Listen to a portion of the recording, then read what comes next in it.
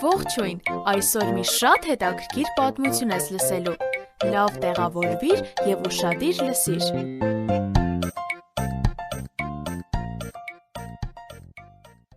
Երկար տարիներ առաջ վիկինգները գրավեցին Անգլիան։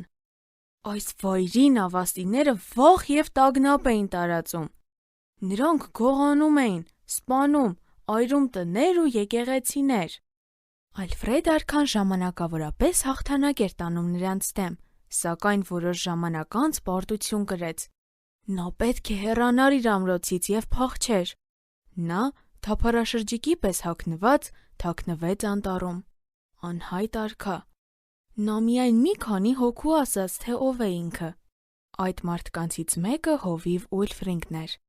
Նա երբեք թշնամուն չէր ասի իր արքայի տեղը։ Նա արքային հրավիրեց իր տնակ, և նույնիսկ իր կինը չգիտեր, թե ով է իր հյուրը։ Կինը զարմացած էր, որ հյուրը պարզապես նստել էր սեղանի մոտ, բայց մտքերով թափառում էր հեռուներում։ Նա չճանաչեց արքային։ Մի օր նա հանդիմանեց ասելով. «Բավական է, դու ամբողջ օրը նստում ես այստեղ և ոչինչ չես անում։ Ուշադիր եղիր, որ թխվածքը չվառվի, ես գնում եմ ջրհորից ջուր քաշելու»։ Ալֆրեդ արքան լուռ գնաց դեպի վառարանը։ Նրա մտքերը միայն թշնամիների մասին էին։ Միգուցե մեկ այլ միջոց կար նրանց հաղթելու։ Դեմքին ապտակը արթնացրեց նրան կեսօրվա երազից։ Կինը վերադարձել էր, թխվածքը սև էր, իսկ հոտը սարսափելի։ «Դու, ծույլ մարդ, հեռացիր»։ Հենց այդ պահին ամուսինը մտավ խոհանոց։ Կին, ինչպես ես համարձակվում այդպես խոսել արքայի հետ։ Միթե չես ճանաչել նրան։ Իսկ թե ինչ պատահեց հետո, մենք երբեք չենք իմանա։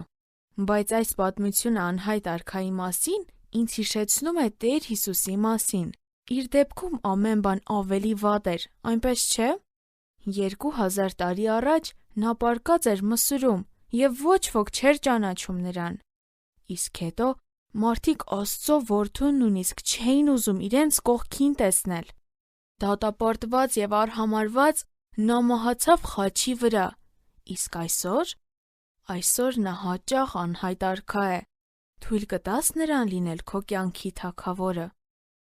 Մեզ հետ կարող ես կապվել hypocric@gmail.com հասցեով։ Կրկնում եմ HAYPOQRIK@gmail.com